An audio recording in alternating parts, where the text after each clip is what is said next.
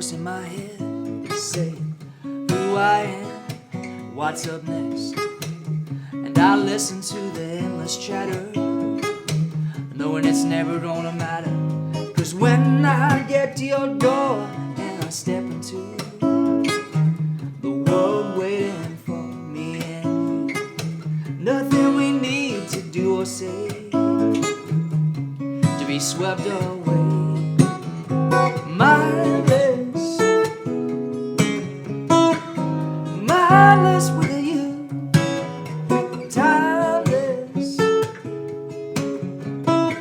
place you take me to, when nothing can reach us, nothing can keep us from the love we melt into. When I get mindless, mindless with you.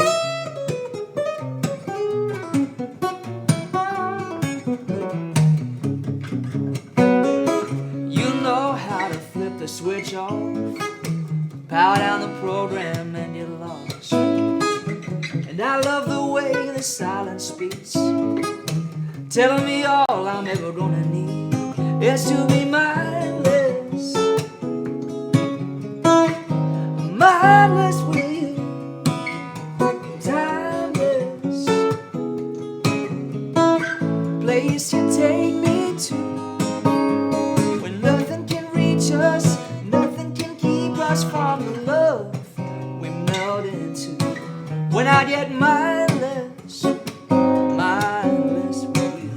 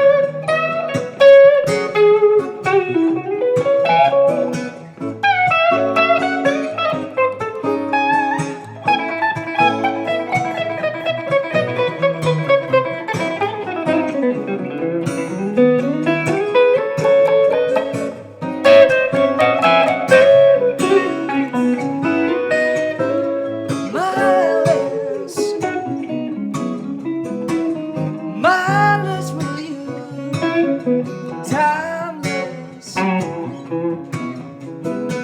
place you take me to, when nothing can reach us, nothing can keep us from the love we melt into. When I get mindless, when I get mindless, I get mindless, mindless with you.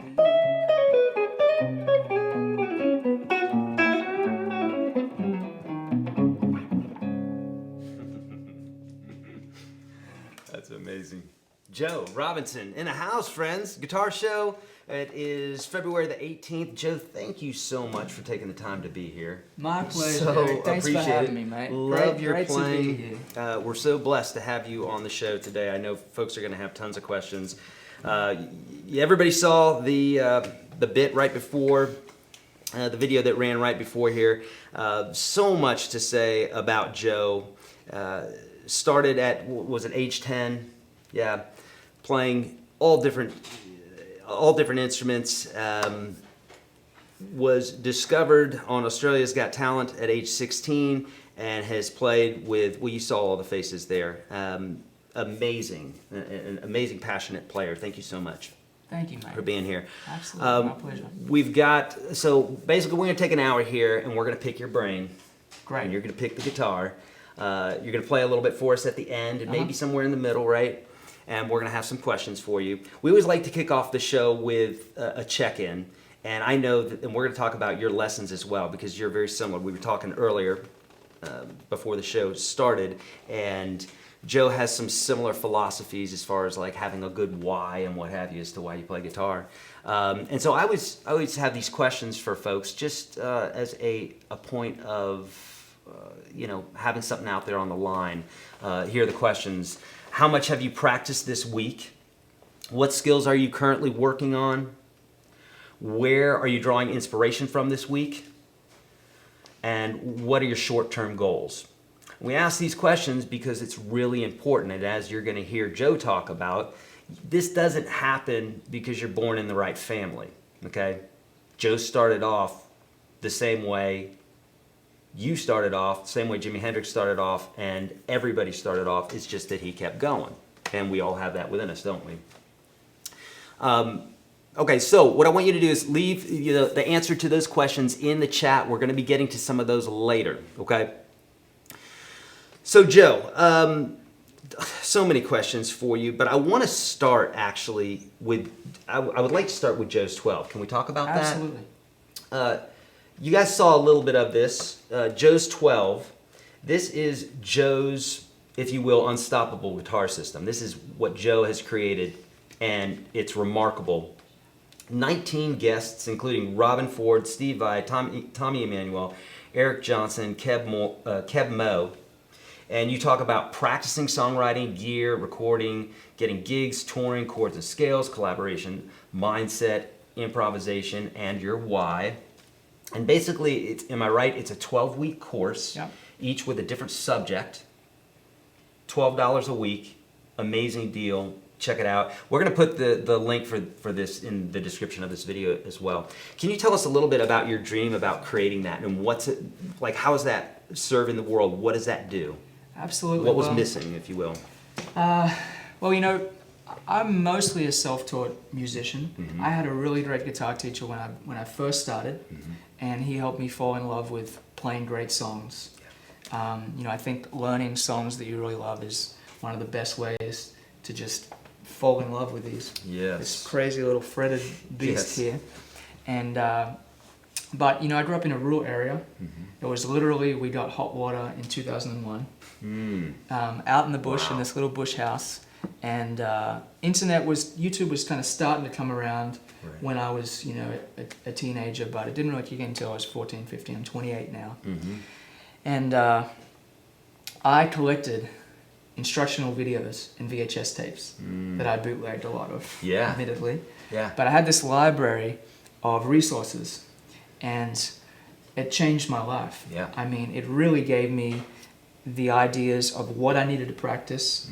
I woke up every day in the morning at 4 a.m. throughout high school, which means I went to bed, Why did you do that? I'm sorry to interrupt you, but why did you do that? Well, I like mornings. Okay. I'm a morning person. I have 3 brothers and sister. So 2 brothers and 1 sister, 3 siblings. And the house was always a frantic mess in the evenings, and I just couldn't concentrate. So in the morning I'd wake up at 4 a.m. and I'd make myself a cup of tea. And I'd have a practice schedule on my wall. That would be 15 minutes of left-hand technique, 15 minutes of right-hand technique, 15 minutes of scales, 15 minutes of chord progression, a new arrangement I'm working on, playing with a metronome, fingerstyle, flat picking, anything that I wanted to work on. And I use these DVDs and VHS tapes as a resource. I used to eat my cereal in front of Danny Gatton and Eric Johnson every day. I love that. And with Joe's 12, I wanted to find a way to distill all that information into a real easy to follow kind of system. And the beautiful thing about this course is there's a resources section to each week that lists, all these gold mine videos, books that I've discovered along the way that really helped me. And I think, when I created this course, I think, okay, it's great for me to talk about practicing and show what worked for me, but I also thought it was really a great opportunity for me to ask some of my mentors for a little bit of interview time. And so I sat down with Tommy Emmanuel, and he talked about how he thinks about practicing. He has this thing where he kind of like practices as if he's on stage. Wow. Which is his favorite way of practicing. Just play songs, and if you kind of flub something, just keep going to see if you can make it through the entire piece. And I interviewed Steve Vai, Eric Johnson, Robin Ford, and really great people with songwriting. Interviewed Rodney Crowell and Gary Nicholson, Brent Mayer, people that have been great mentors to me. Yeah. And I think no matter what playing level you're at, no matter what style you're interested in, the course will be entertaining. Mm-hmm. And, each week is kind of like a Netflix TV episode. It Yeah. goes for like an hour to 90 minutes, and you can watch, a lot of different perspectives on each topic. Mm-hmm. Like we said, from practicing to songwriting to arranging to touring to gear. Yeah. Interviewed Joe Glazer and talked about guitar nice. setups. Okay. And all kinds of cool things. And I feel like, I'm sure you get this as well, when two players sit down, the conversation gets to the nitty-gritty pretty quick, Yeah. which is nice. Sometimes when you read an interview with your favorite player, Yeah. it's not the same thing as if they were sitting with one of Yes. their fellow Peers, yeah. musicians, peers. So I'm really, really proud of the course, and it's great to be on here. I love it. Telling people about it. Very cool. Well, thank you for doing that. I feel like there's a lot of players out there who are great, but they don't know how to convey those ideas to others, and that is a gift as well. And you're both. So congratulations for that, and thank you for that, because I know that there's folks out there who are consuming this, and I'm sure you're changing their lives. So beautiful, and kudos to you for doing that. Thank you. So you recently were at the NAMM show as well, yeah? How did that go? It was great. As Yeah. crazy as it always is. Right. I have a new signature guitar with Maton. This is the guitar I've played for the last 9 years or so, and Maton are releasing the JR signature production line version of this guitar. Okay, which is different in which way? Well, it's just made on the production line. This is a custom shop. Okay. So this is made by Andy Allen. Okay. And Got some war scars there, some Yeah. battle scars, yeah? it's been played and loved a lot. Yeah. It's Tasmanian myrtle back and sides. Okay. Spruce top, rosewood fingerboard. Making guitars for a plug-and-play instrument. Yeah. I really rely on this guitar so much. And the prototype of the new signature model is spectacular. Yeah. It sounds better than this one, I think. Okay. It's having a little setup work done at the moment. Otherwise, I would have brought it. And that'll be your first signature guitar, yeah? Yeah. Yeah. Fantastic. I'm excited to see and hear Thanks. that. So it's So it's a similar great to this NAMM show. model, is that right? Yeah. It's basically this guitar, but a production line version, Okay. which means we can make a lot more of them. Okay. And the price can be, Oh, nice. quite Okay. lower. Good. What kind of pickup is in this? It's the Maton pickup, Okay. which is Microphone.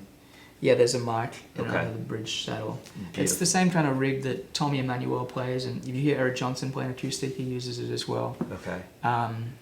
And I use this little AER amp, and Which I see, I've seen Colin Hill has one of these. He came into the Yeah. studio and played as well. So these seem to be kind of the mainstay, right? AER is the name, right? The acoustic people, is that their I guess their little Yeah. tagline there. But AER, these are yeah, great for yeah. just- I saw Colin at the NAMM show. and Yeah. he gets a great sound from his Maton and AER. So yeah, this rig really works for what I do, yeah, and I'm really proud of the yeah. signature guitar. Love it, love it. So also, you brought this fine piece of music in, and I can't wait to dig into this, right? But the undertones. So tell me a little bit about this. Not only is this a double album set here, but folks get to hear your vocals as well as your playing, which you've got a great voice. I love your voice. Thank you. And you've written with some standards here, some Nashville standards, including Emerson Hart from Tonic, great guy. So tell me a little bit about this album. Well, that album was released last year. It had been a minute since I'd put out a full-length album, so I really enjoyed sharing this with the world. Yeah. I wrote all the songs with different folks in Nashville. Basically, every day I wasn't on the road, I'd have a co-writing session with somebody. Nice. And, you know, I wrote 80 songs within a year. And we picked the best 12 songs and I recorded them on an album. Yeah. I self-produced it, which was a really great thing to do. I actually mixed the album myself as well. So it was cool to just kind of really be part of that process. have end-to-end control. And it's pretty stripped down. It's just me with a great bass player and drummer, Pete Abbott, who play with the Average White Band, a lot of great people, and Anton Asbury, who play with the McCrary Sisters. And lots of wonderful people. And, you know, folks can listen online, and the only place you can really buy physical copies is on my website, joerobinson.com. You can buy the vinyl or the CD, and we'll mail it out to you. So beautiful. Otherwise, you can listen on Spotify, you know, for free, of course. Very cool. So you do a lot of live playing. Yeah. If you guys haven't seen it, you have a great TED Talk, which I think that was my first introduction to you. Chuck Jones, who we talked about earlier, a great songwriter that my wife has written with, and he said, you gotta talk to Joe, and that's been some time now. And since then, I watched that.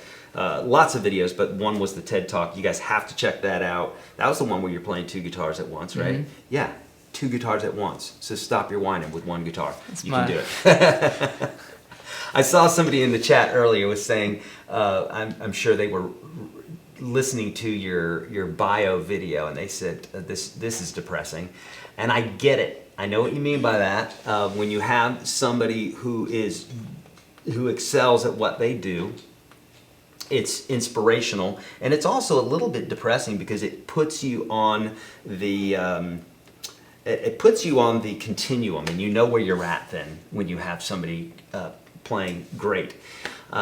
So for you, and I know from asking other amazing guitar players who've been here, there's always that next level. There's always that what can't I do? Because there's anybody who's a great player usually knows that there's stuff that they can't do, or stuff that they want to do, places they want to go. What is that for you? You've played a million places, right? Like 2,000 gigs, is that right? That's amazing. So you're obviously not afraid to get on stage.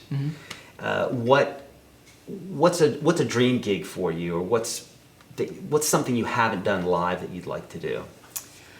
Oh, well, I'm really enjoying trying to get my live show to be better. And, you know, we spoke before about mentors, but every great thing in my musical journey has been because of a mentor. Yeah.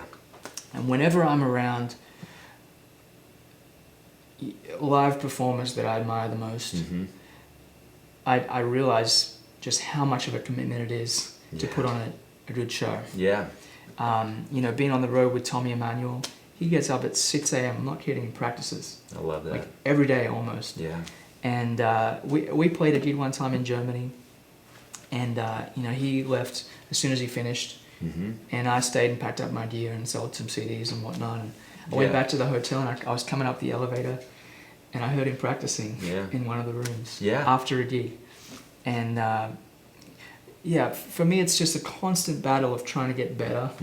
I mean, I guess I'm hard on myself, but I want to keep building my live show, building my audience. You know, it's hard to be out there playing. Indeed. Playing a lot, building a bass, playing cities you've never more played than before. ever. I mean, the amount of amazing guitar players there are today, and it's just going to get, you know, people just keep having more babies that play guitar.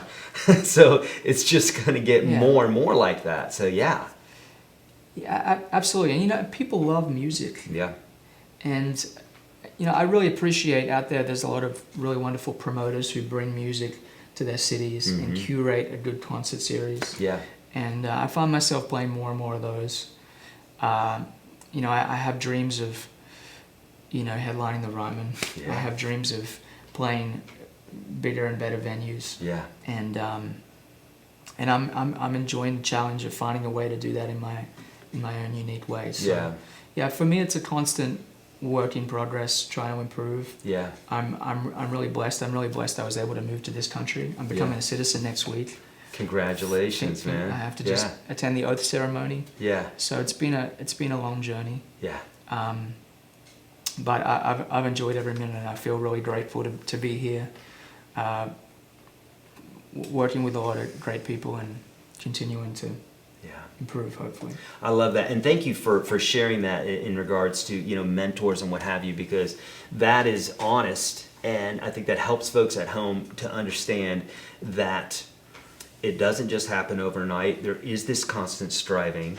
I was talking with Johnny Hyland about the same subject, and he says when you get to a certain level, and all these guitar players that are at that level, you have to grind. Like, you have to wake up, and this is your job. This is not just, Joe just shows up here and does this, or Tommy just shows up and does this.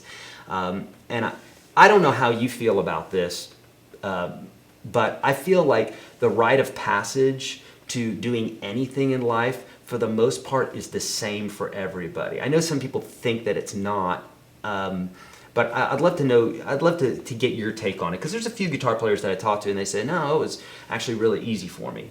And I think that has more to do with the desire than it has to do with, they still have to do the work, you know what I mean?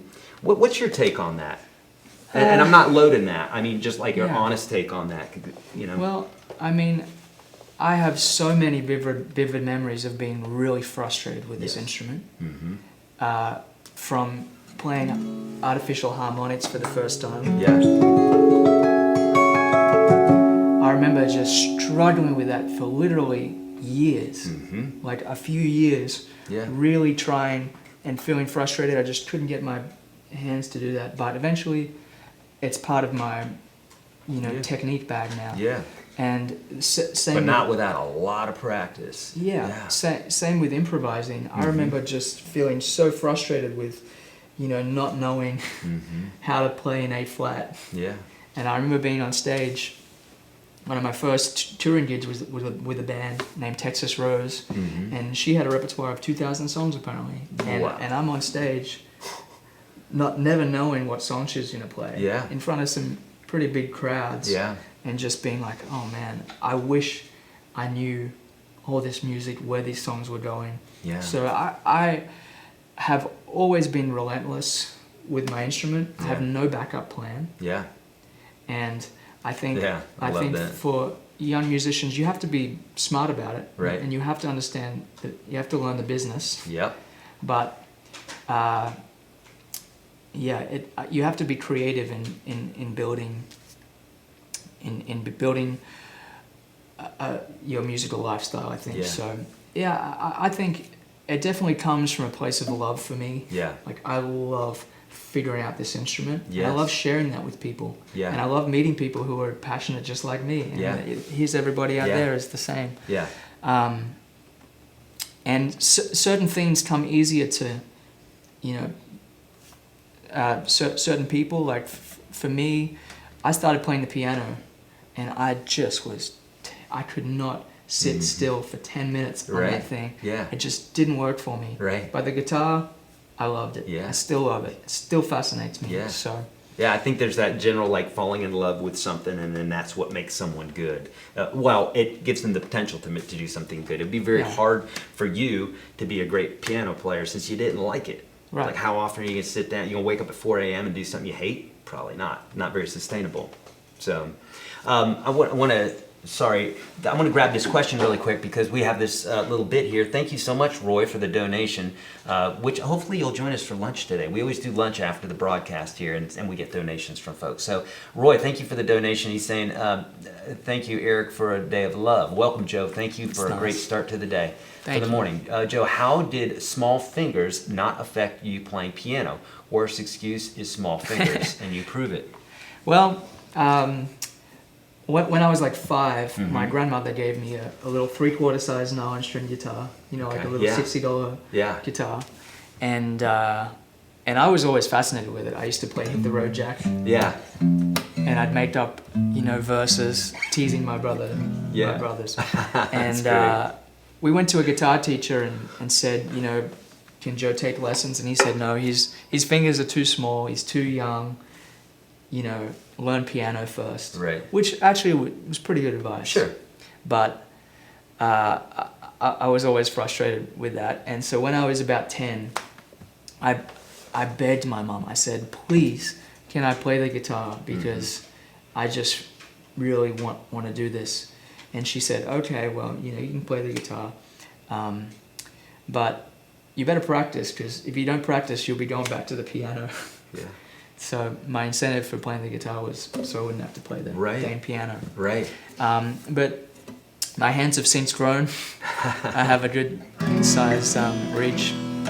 But I think for kids there's a sweet spot, you know, for learning to play. Yeah. I'm not sure I'm an expert on that, but for me, when I was like 5, my hands were too small. And you know, I've seen players with all kinds of different sized hands. Red Volkart, he has these big, chunky, strong fingers, and he's so nimble with them. It's really phenomenal. And there's some unbelievable classical guitarists, like Paco Pena. I played a concert with him in Sydney, and he sat there with this little guitar with a microphone, played this concert hall, and it was the biggest, most beautiful sound I've heard come out of a 6-string box. Yeah, so, you figure out how to do it. We the excuses about fingers and what have you. It's like I make fun of that sometimes in a playful way, because you go on the internet and then you see somebody who has missing digits, or you see they have a missing hand or 2 missing arms, and they're playing with their feet, and you go, well, I guess really finger size doesn't matter so much. It's like it matters what's in your heart, and that's the proof that that's not just something that's going to make people feel better. It's just the truth. If you have a heart for it, you know, arms be damned. It's like, I'm going to play with my feet, you know. So, you know, Tommy Emmanuel, you've played a lot with Tommy Emmanuel, was a big inspiration to you. And you've mentioned that playing with him is like sparring with Ali, which I love that. Yeah, feels like that. Yeah. So what was that like the first time? And then what is that like now that you guys have built a friendship and there's, I'm sure, mutual respect? Yeah, it's not that different, honestly. He's one guy that I get nervous playing in front of. You know, but you've known him for quite a while now. Yeah, I first met Tommy when I was about 11 or 12. Yeah. I shook his hand, and his brother Phil, who was an incredible guitar player and wonderful mentor to me, took me under his wing and introduced me to Tommy. And when I was about 15, 16, I came over to Nashville to hang out with Tommy. Right. And Tommy and Phil really changed my life. I'm not sure I'd be a guitar player if it wasn't for them. Wow. And Tommy is such a relentless, just powerhouse, musical, inspiring, performing beast. Beast. Yeah. So when you're on stage with him, especially after he's been playing for an hour, he's all warmed up, and you get up there, it's like, oh man, how do I hang on? So it's always a challenge, and he likes to push people. He has such a playful spirit, and it's always fun. Yeah. But at the same time, we have a bunch of tour dates this spring. Nice. We're playing about 20 shows together, I think, which I'm so excited about. I love any chance to get to hang with him and hear him and perform together. But yeah, I definitely feel, like I gotta really bring it with him. Yeah, and that's great to have that sort of push, because no matter where you're at, there's always somebody who's doing either in your own perceived mind something better or something different. Yeah. It's more realistically something different or something that you aspire to be, and that kind of inspiration is always magical, because it's that you can go further, right? So you grew up listening to Chet Atkins, Lenny Breau, and obviously 2 amazing players. What is it that you would like to bring to music? So your lineage, what would you like your name to represent as a player when you're an old man? That's a great question. Well, I love writing songs. Yeah. And I love composing pieces. And I put out an instrumental album about 10 years ago now. Mm-hmm. And to see other people play those songs is like, okay, that's what's probably going to hang around once I've stopped playing gigs. So I think writing the pieces is really important for me. And when I'm writing, I'm distilling influences from everyone from Django Reinhardt to Stevie Wonder you know, Lenny Breau and Mel Travis and Chet Atkins and Yeah. George Benson and Tommy and all these people that I love, and the educational stuff too. The Joe's 12 course I'm really proud of. Yeah. When we released that, I honestly had this feeling of, okay, I can relax now because I feel like I've documented the way I learned to play. Yeah. For anyone, for whatever that's worth. Yeah. It's now people can see and feel it. Yeah. And understand how I was influenced and inspired by all these key people. Yeah. And I mean, I love making music, performing music, sharing music. Yeah. And I feel like I'm just getting started. I love that. So who knows what So you get I'll be able to. a lot put more out licks in you and songs in you then. I hope so. Let's get to. You mind if we get to just a couple questions here? One, I want to Please. check with the folks that we posed the questions to earlier, because I always like to find out where folks are, and then maybe you have some bits that you want to bless them with here, as far as some advice and what have you. But let me see if I can't find. Let's see here. Ken practices 1 hour per day working on chord changes, bar chords, arpeggios. Oh, thank you so much, Ken. Practice 2 hours a day, working on 365, week 3. UGS these are Yeah. folks that are in my course at 365 and UGS chords goals. Play with others, then play with others. Joanne Shaw, Taylor, wow, must have been visited, influenced by the spirit of Stevie Ray Vaughan. And so, you know, Joe, you've been playing with folks for a long time. I mean, playing with others, it's just not even a thing for you to play with other musicians. But there are a lot of folks out there who that's a nightmare. That frightens them. Yeah. How did you get over it? Or were you just like, no, I've never had it stage fright, never worried for me to get up on stage. Were you like that, or did you have to get over something? Do you still have to get over something? Well, I wouldn't describe it as stage fright. Mm-hmm. When I'm doing my own show and I have all my gear, Yeah. and it's like I've just played 5 days a week, Yeah. I'm pretty relaxed. You're I in the just get zone. up there and do it. But when I'm, you know, playing a show with somebody else, Mm-hmm. or I'm, you know, just being a band member, like with Emmy Lou or something, we play Yeah. 24 songs that we haven't rehearsed, and I'm the new guy. Yeah. I get really nervous because Sure. I'm always trying to exceed expectations. Yes. And that can be a challenging thing to deliver. And, Yes. and I think as the pressure builds, you feel that more and more. But I get it with feeling nervous about playing with other people. I grew up, you know, my parents were kind of hippies, and they would just jam with their friends. Yeah. I remember waking up when I was 10 and I'd come out and there'd be smoke billowing out you know, the music jam room, and they'd all be sitting in there playing Blowing in the Wind, or, you know, some Dylan songs, or Right. James Taylor, you know, tunes. Yeah. And so that kind of element of just playing music for fun with your friends is something I grew up around. Yeah. So I've It's conversational. always loved that. I played in bands, you know, ever since I was a young kid. Now I tour a lot solo. Mm-hmm.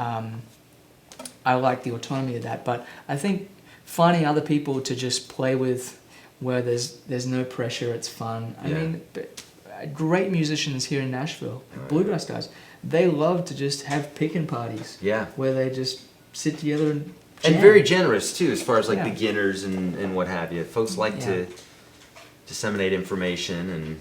Yeah, and so I think finding other people who would kind of share the same interests as you, and they can play different instruments. You know, I always tell you know, high school kids, if you're you know, into the guitar, convince your friend to learn bass. Yeah. And then convince your other friend to learn drums. And if you can kind of get everyone cooperating and into it, it can be a really wonderful thing to share with each other. Indeed. So yeah, I think playing with other people is, I mean, the most important thing about element of music is listening.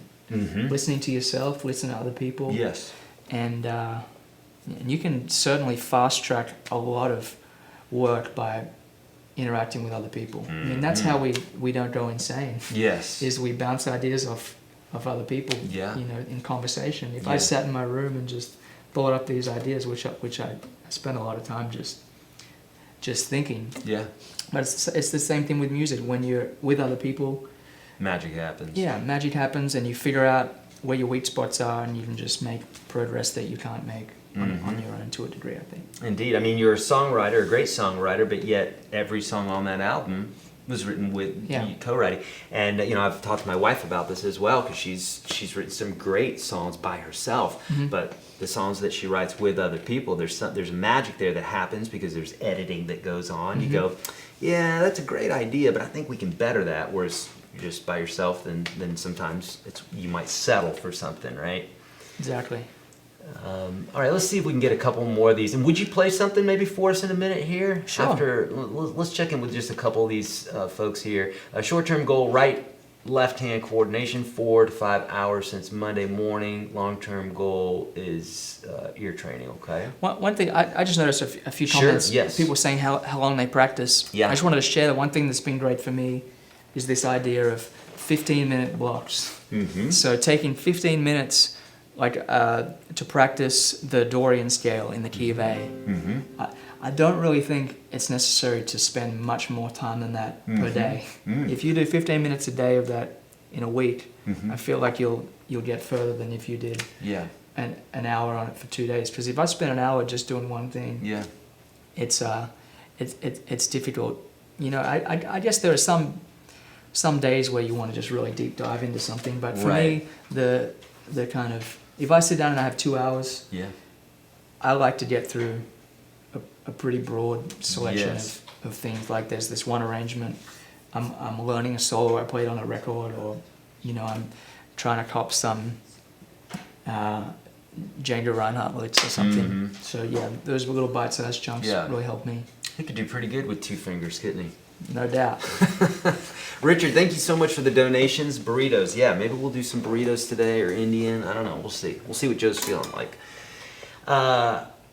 Okay, let's get to one more here, and then would love to hear another tune from you, Joe.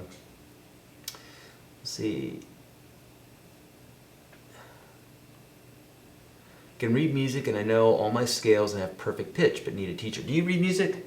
Not really. Really? Well, you should be ashamed that you don't read music, Joe. How about that? I had my... No one needs to read music. I had the first gig, I think, in probably 15 years, where I actually had to read the other day. Right. And I had to write the notes under the little black dots. Right, It took me a long time. Yeah. It doesn't come naturally to me. No. But I admire people who can read. I'm glad I learned to fall in love with listening to music before the visual element came into play. 100%. I well. mention a story all the time. I had a girlfriend who played in the symphony, and she was a beast at reading music, but she's not going to write something, and she's not going to arrange it herself, and she's not going to be able to improvise and what have you, because her time is focused on reading notes and executing them the way that Mendelssohn or Bach or whoever arranged it or wrote it. So whatever it is that you're doing, whatever it is that you're practicing, that's what you're going to get good at. Yeah. Okay, let's take a break there, and would you play us a little something, Joe? Sure. Tell us, is this off the album? Yeah, we'll play a song off the album. This track is a song called "Do You Want It to Be Me?" And I had a really moving gig in a prison last year. I went out and played at the West Valley Detention Center in Rancho Cucamonga. Yeah. And I just went out there with my little amp. It looks like a toaster, this little AER amp. Right. And played for, a group of 70 or 80 male inmates. Yeah. And I could tell that they wanted to hear some, bluesy Johnny Cash moments. Yeah. But they brought out a group of female inmates, and they were the best audience I've had in years. Yeah. And they particularly connected with this next song, which is one I wrote with my friend Blue Miller, who passed away. And so the song means a lot to me on a lot of levels. This is called "Do You Want It to Be Me?"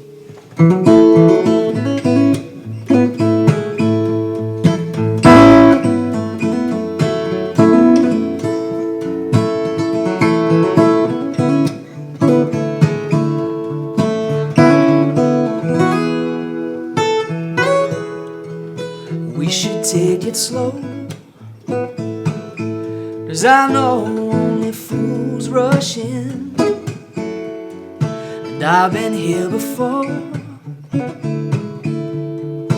I can tell that you haven't been. I see it in your eyes, girl. There's no denying I can feel the heat. There's only one first love. Do you want it to be me?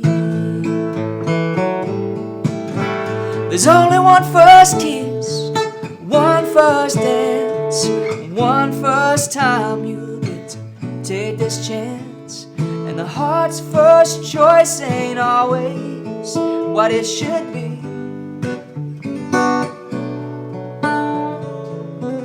There's only one first love. Do you want it to be me?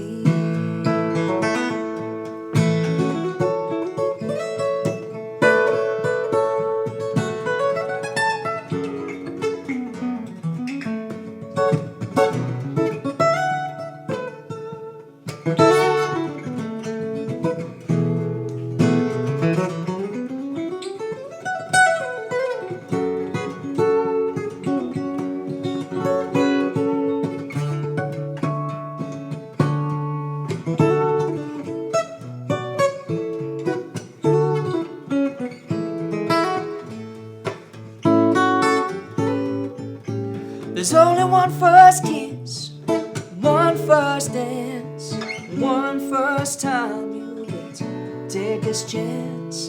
And the heart's first choice ain't always what it should be.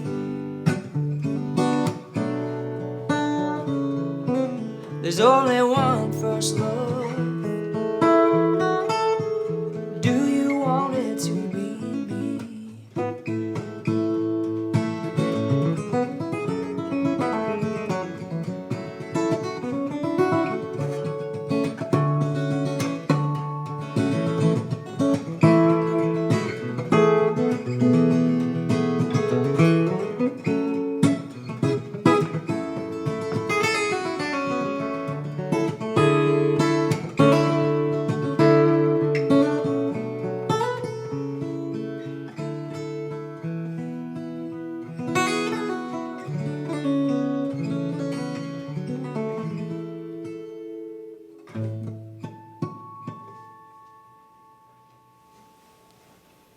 Beautiful. Wow. Thank you. Love it. Love that. All right, Joe, we're gonna do a little rapid fire here for you, right? So I think we got about 5 of these questions here. So these are just short little answers, and then we'll get to some more questions from you guys. So get some great questions here for Joe. This is your opportunity to pick his brain and to get a different perspective, all right? All right, you said once you wrote a song about a hitchhiker that you picked up. Oh yeah. Can you give us like a 30-second story on that, or is that, can you do that in 30 seconds? Yeah, this is not a pretty picture, but picked up this hitchhiker, and he had a bandaged up foot. This is a true story. Picked up all We're the starting hitchhikers off in bad Australia. already, yeah. And he not had good. a bandaged up foot, Yeah. and I asked, what happened? What happened to your foot, mate? And he said he put it under a lawnmower to get $20,000 of workers' compensation money. Oh my God. So the song goes, he had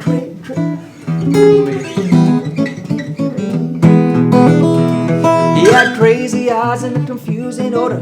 Whiskey on his breath, said he just got sober. Hitchhiker, and hitchhiker, stumbling down the road, sticking out his thumb, knowing where he's going, sure as heck ain't where he's from. This is the verse. I noticed his left foot was covered in a bandage, looked like last week's bologna sandwich. Hitchhiker, and hitchhiker, he took a John Deere mower and severed his toes for that workers' comp. Now watch out, he's a man with money to blow. Don't put him in a box, tell him what to do. He's got nothing in common with me or you. He don't take no shit, he don't place no blame. Ain't got nothing but a claim to fame. Hitchhiker,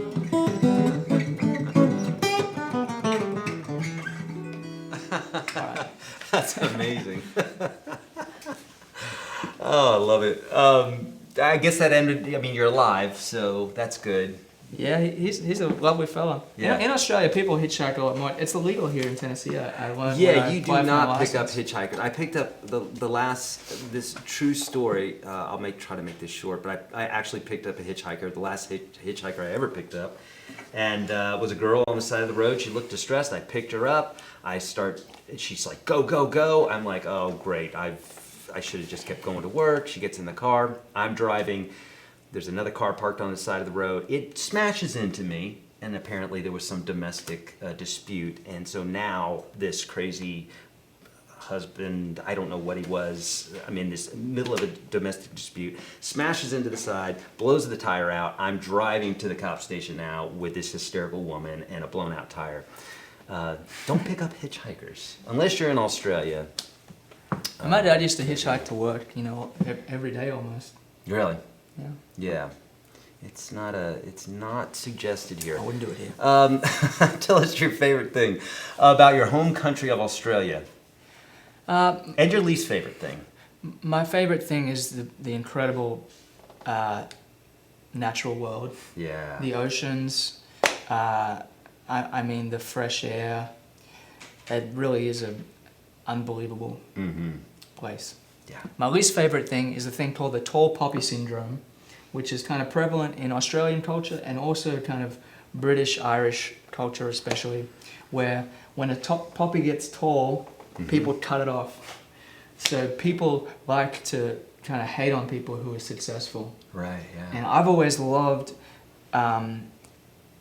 American culture in that when someone is successful, everyone celebrates them and shares their success with them. And I really think that's a healthier attitude. Interesting. So culturally that happens, huh? Yeah. Yeah. I think we're finding that more in the States now, but yes. Interesting. Wow. One artist to perform with, dead or alive.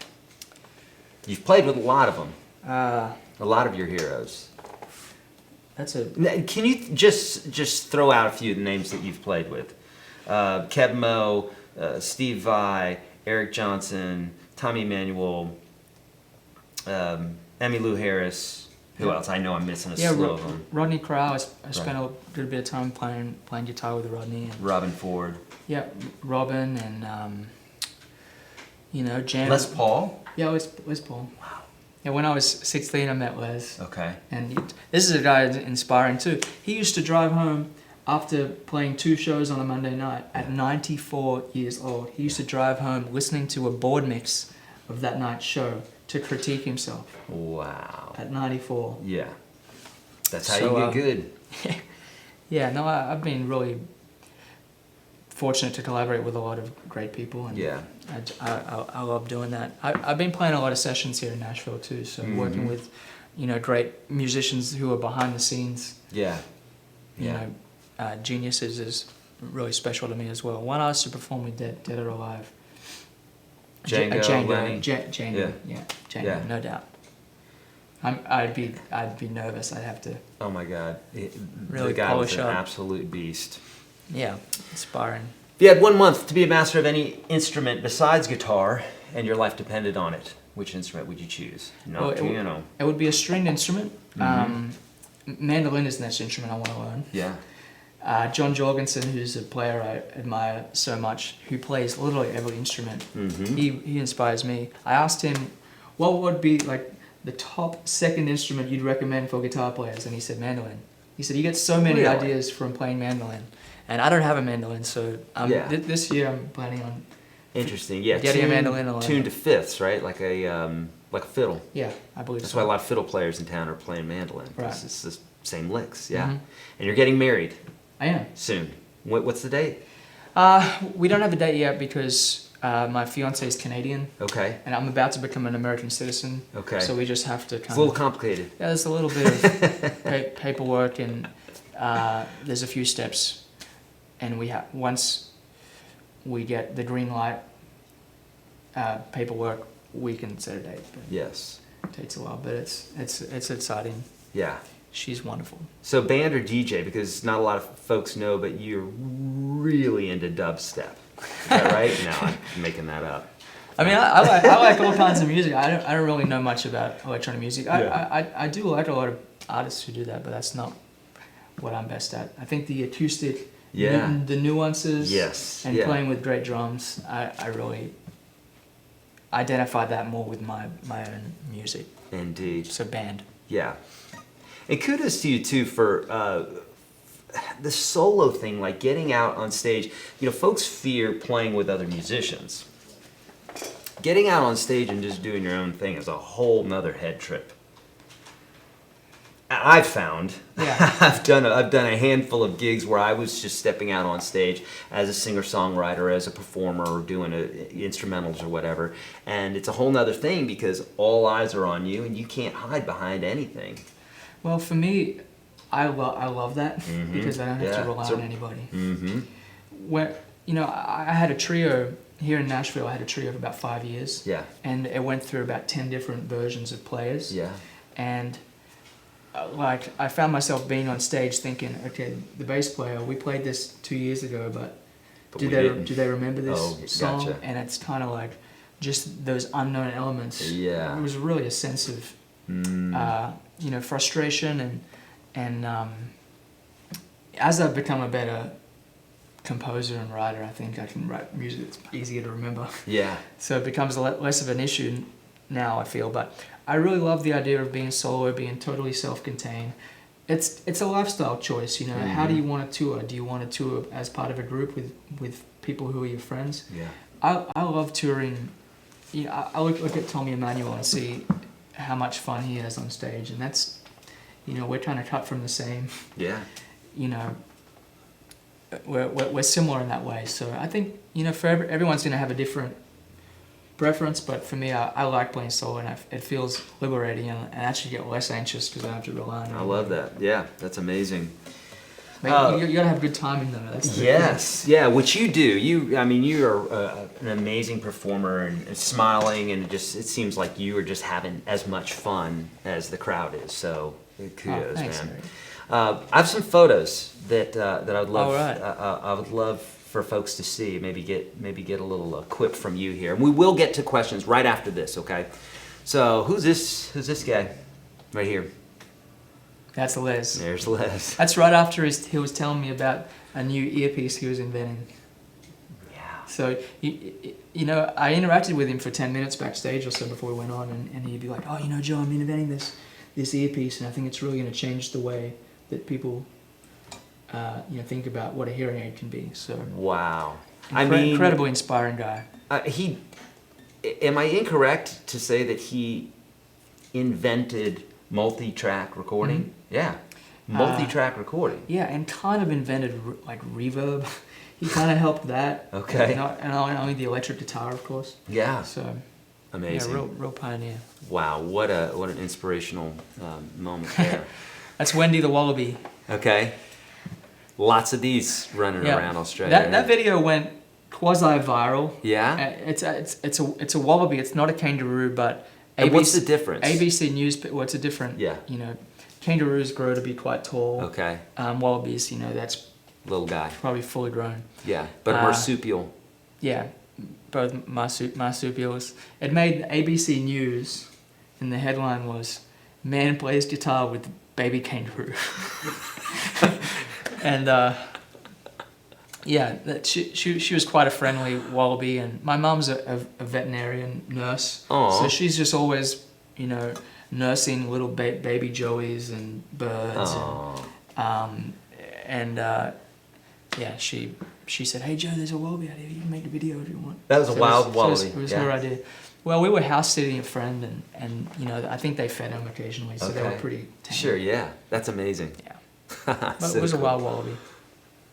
And then so another one of Mom's pets, right? Yeah, that's Mr. Rabbit.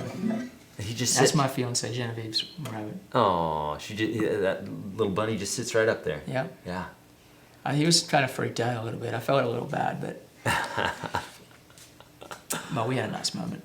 That's Kenny Rogers. Kenny flippin' Rogers, yeah.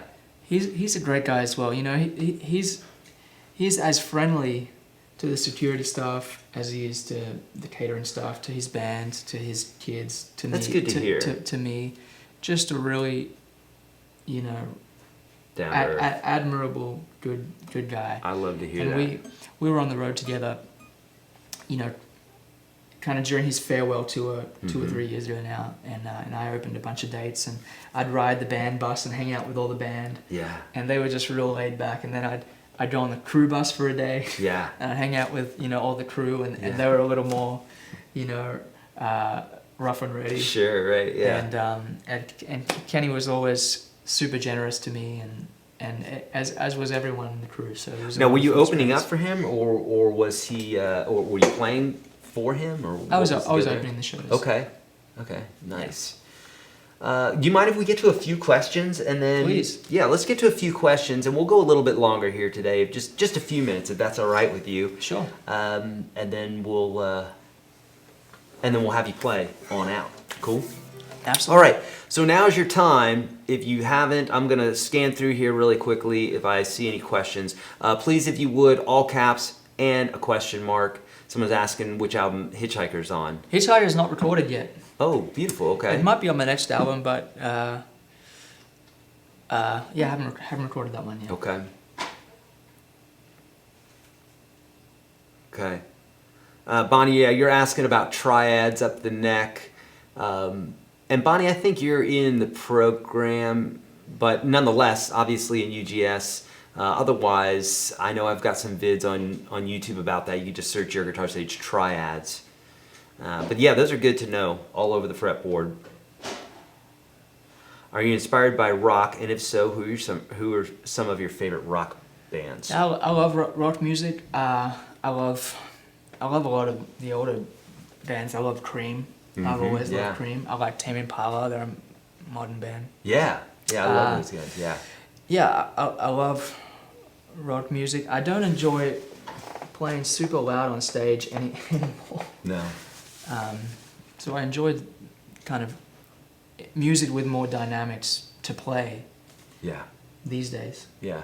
Is there just like a bizarre gig that you did with have you had, what's the weirdest band or situation that you've been in playing? Or have you had any weird situations like that? Oh, sure. Like my second gig was a funeral. The second gig I ever Really? played was an actual funeral. We were a rock band. Yeah. Well, I Went really well. toured with the band Boston for a while, opening for them. Did you But really? I- That's but amazing. I got kicked off the tour, fortunately. Not you know, in a bad way. But No. They just didn't want someone going out there and busting out all the. Sure, you know, right. Like, wait a minute. But they were really nice. But rock music. Let's see. I saw another one. Oh, when writing a song, do you generally write lyrics or create the music first? That's a good question. Generally, I feel like chords and melody come first to me, and then I'll try and find a title or a lyric idea that fits with the music. Yeah. And I enjoy co-writing because I like to sit down and within, you know, a 5-hour session or however long we write, finish a song. Yeah. If I'm writing at home, I can spend weeks on it and not be finished. So that kind of, you know, takes a little bit of the inspiration out. So usually I'll try and write the chords and melody, the groove, and figure out kind of where I hear those musical elements going, figure out the title. I'll sit down with a co-writer and say, okay, I have this idea, this is the title, kind of hear the melody being a bit like this, and then we'll just kind of work it up together. That's typically how I have settled into doing it. Yeah, that's another good reason to play with other musicians is you won't get so much inside of your head, because if you're just sitting there inside your head and you're like, God, this could be better, this could be that, or whatever. You have a sounding board and another being that can say, no, actually that's amazing, or yeah, I like that, but let's maybe go in this direction. Another reason co-writing is so valuable. What's in rotation for you currently? What have you been listening to lately? Inspiring probably is what they're looking for. Anything inspiring? Yeah, I've been actually. I read Aretha Franklin's biography last year. It's actually not really a biography. It's like an audible 3-hour long. Okay. You know, kind of story about her life, and Dinah Washington was a big influence on her earlier on. I've been doing a deep dive way back, listening to a lot of Dinah Washington, Ella Fitzgerald, and I made playlists on my phone of all my favorite jazz standards, and I've been trying to find my favorite versions of each one. Same thing with like bluegrass music. I've been trying to I had a New Year's resolution, actually learn how to play some bluegrass tunes, halfway decent, and listening to Tony Rice play like Gold Rush, any of those tunes. I have a, I'd go to YouTube and I'll slow it down 50% and try and watch his picking pattern. I can't figure it out. I need to find like one of my bluegrass genius friends here, who's there on every corner in Nashville, and figure out how he really has that flat picking thing, so it's so smooth. Are you familiar with any of Troy Grady's stuff? Yeah. Because I think I don't know if he met with Tim or he's met with some bluegrass guys and breaks that stuff he has down. some of the best videos online because he gets the angle of the hand. So yeah, check out Troy Grady's stuff online. Amazing. If you really want to tweak your picking, but make sure that you need to have your picking tweaked. I'm not talking basics. I'm talking like high level stuff, because that's what he's doing. He's getting all these amazing players and breaking down how they pick. All right, sweet. Let's see. I saw another one here. And thanks everyone for the comments. That's so cool. Yeah. It's wonderful to see them coming on in. Yeah. Someone's asking, do you have any students? I'm assuming they're meaning one-on-one lessons, but yeah, not really. I've been meaning to kind of open up to do like some Skype sessions, but it's like I'm in town for 12 hours next month. Yeah, I'm just on the road every day. Yeah, so it's tough to difficult to do. To do that. And when I am home, it's hard to find the time. So I don't do one-on-one stuff right now, and I don't think I'm particularly great at it, to be honest. I mean, I can sit with somebody and within 15 minutes say, okay, this is what I think you need to do. Yeah. And that's about all I feel like I can offer. Yeah. I feel like with the courses I have with TrueFire, the tutorials, I have a course called 10 Scales and Modes You Must Know. And in JOES 12, we have the kind of week where we talk about that. I think you can learn all the scales in 2 hours. And can you explain what you mean by that? Well, I think like learning the C major scale all over the neck.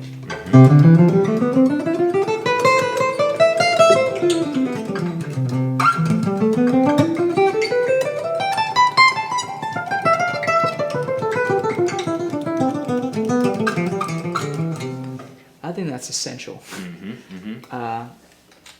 But learning the major scale, the minor scale, some of the modes, Dorian mode, Mixolydian mode, a couple altered scales, the melodic minor is beautiful. Basically, if you learn each of those scales in one key and understand how they work, you kind of have the information. Yeah, you got like 99% of everything that you're hearing. It's not as overwhelming as a lot of people feel. So, yeah, the TrueFire course I put out on that, I think definitely shows the way I learnt it. and on JOES 12, we talk about. I interviewed Daniel Leviton, who wrote "This Is Your Brain on Music," and he has another book called The Organized Mind, which is all about practicing effectively and doing things effectively. Intentional practice is where it's at. Indeed. So if you're intentional on learning the scales in this set amount of time, I think it's possible. Yeah, beautiful. Yeah, I love that, and I 100% subscribe. This is a great last question before you kind of play something out here for us. Is that cool? Do one more for us on the way out? Someone's asking, what's next? Let's see, what did Yemen said here? What's next for you? Any projects you're working on? Hey, brother, nice to see you. I wish I could see you. I potentially see you, a friend of mine. This is a friend of yours? Yeah. Oh, nice. Okay. He's a great fingerstyle guitar player. Okay. Up in the Detroit area. Okay. What's next for me?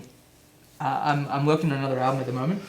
And I've been working with Brent Mayer, who's a great producer, engineer here in Nashville, and we had a string section playing on a song. We had horns on the song. Nice. So it's got some elements that I haven't really messed with before, and I really love the way the music's feeling. I also have several other musical album projects in the works. Mm-hmm. This year I'm touring a good bit, but I have a little more time in the summer to be creating more music and recording. I want to practice more this year. Yeah. I'm inspired by everyone saying how much they practice, because I love to practice. How much do you think you play in the slash world. practice a day? I mean, every day I'm doing something musical. Right. But sometimes it's not intentional practice. Right. Yesterday I was recording sessions, playing on people's demos, and that's a challenge. Oh, for on sure. a lot of levels. Yeah. But it's different from me sitting down with I have a practice journal and really just dialing in entries. But honestly, if I can practice, 2 to 4 hours in the morning, I can really get a lot done. And when I was developing my chops more, 4 hours a day was just so well spent. Yeah. And I like the way you broke it up. I did the same thing as ear training, chords, scales, improvisation, playing covers, a repertoire, building up new covers, exercises, whatever. Like, it's a great way to do it, because you do that, all of a sudden you've booked a lot of time and you've covered a lot of things. Definitely, and I feel like practicing is not something that, like that C major scale, I don't have to practice that every day to remember it. Yeah. I worked hard to learn my fingerboard. Yeah. Now I know it, and it takes some maintenance of just playing a lot, but that's what I love to do. Yeah. And now I can work on, learning some cool Tony Rice things or Django things or whatever I'm into. Yeah. Beautiful. Beautiful. Well, Joe, thank you so much for being here. Really appreciate it. And Thrash Metal, thank you so much for Guacamole Fund. I really appreciate that. Joe, thank you for being here. Thank you for sharing your music and your wisdom with us. My pleasure. So appreciate it, and I would love to have you again sometime. Well, thanks for all the joy you spread throughout there and helping everyone fall in love with music. Thank you. Like we all are. Very kind. Very kind. Okay, one last tune. And what's this one called? I'm going to play a tune called Fireflies. Okay. If you want to go out with it. It's an instrumental piece.